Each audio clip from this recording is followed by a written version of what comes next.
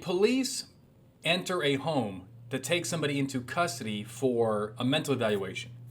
All right, that's a great question. It probably comes up a lot, right? My name is Anthony Bandiero. I'm an attorney and senior legal instructor for Blue to Gold Law Enforcement Training, bringing you the Roadside Chat. This question comes from an officer in Texas. He says, as we all know, police have been increasingly contacting people with mental illness.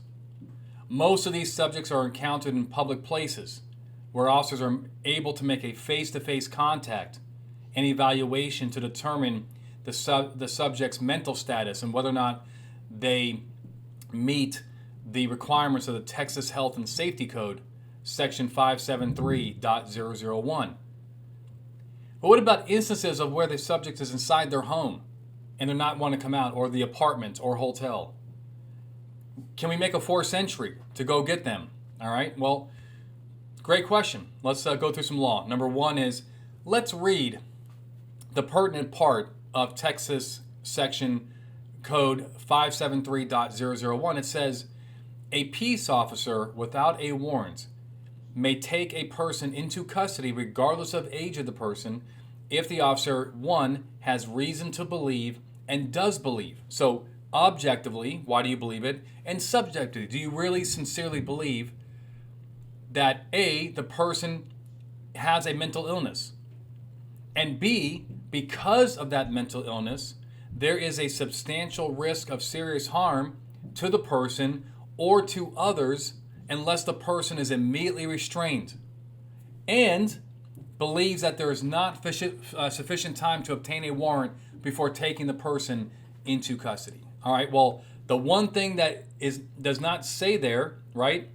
is what do you do when they're in their home? So the legislature cannot tell you to do something that is unconstitutional, right? So I'm not talking about the home here, but if we are going to take a person into custody under this code, we have to have lawful access to them. Well, that brings in the emergency aid exception. The emergency aid exception, I'm going to put this citation below, is two factors. Number one, the officers have an objectively reasonable basis to believe there is an immediate need to protect the lives or safety of themselves or others, or the person that we're going after. And the manner and scope of the entry is reasonable. So it sounds like they're all interrelated, which they kind of are, right? But the point is, if you want to go into a home in order to save somebody and render aid, you have to have the emergency aid exception. Before, a lot of cops were taught it was the community caretaking exception, but that is not the case. Community caretaking does not apply to homes. We know that from a case called Caniglia versus Strom. Instead, it's the emergency aid exception. All right, now let's apply it to the facts here, right? If the officer believes, right, and has facts or circumstances that he or she can articulate that, look, if I don't go in now, this person's going to kill themselves. If I don't go in now, they're going to hurt somebody else. Then you go in under the emergency aid exception, and you then detain them under this section, 573.001. At the same time, if you're like, well, look, I think that they need a mental evaluation. I think that they are a person with a serious mental illness, and if they get out, if they eventually leave the home or down the road, they're going to be a harm to themselves. But I have time to go get a warrant, then you go get a warrant. So the other thing I want to share with you is that, in my opinion, sometimes these mental holds are not justified, right? Let's just put it that way. I'm not saying all the time or even most of the time. I'm just saying that sometimes I have seen where officers are helping to detain somebody when, if you really ask that officer, hey, do you really believe under these conditions this person is really a serious risk of harm to themselves or others? Or are they just a little crazy? Or just, they are upsetting people with the way that they're acting? Is that what's going on here? Or do you really believe that if you don't act now, this person is going to be a harm to themselves or others? And sometimes the officer's like, yeah, just because they're crazy or, they have a mental illness, we just want to make sure they get checked out.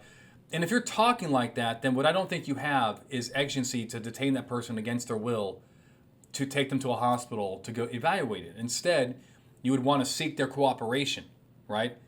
hey, go get checked out. It's in your best interest, right?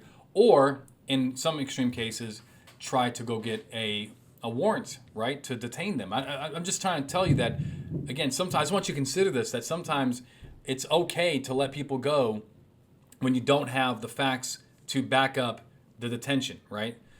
So I wish I had like the exact case on point here, but for my officer, but you know what you're gonna have to articulate, right? You're going to articulate that exigency.